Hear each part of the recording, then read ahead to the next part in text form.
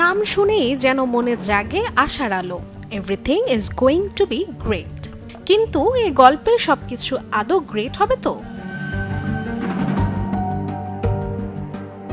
জন S বিয়ার্ডের পরিচালনায় এবং Steven রজার্সের লেখা এই আসন্ন ড্রামা ফিল্ম ঘিরে এখন থেকেই কৌতূহল তুঙ্গে।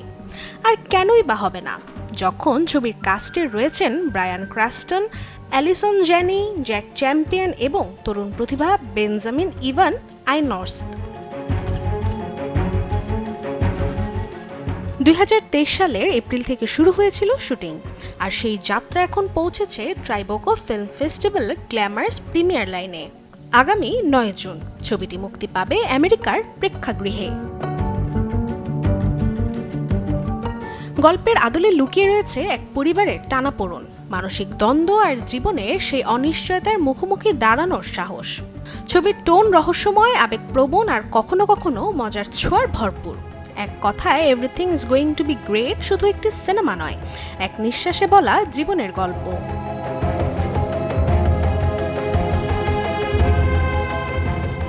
তাই বড় পর্দায় চোখ রাখুন 9 জুন পর্যন্ত, কারণ ইউএস থিয়েটারে মুক্তি পেতে যাচ্ছে everything is going to be great সিনেমাটি।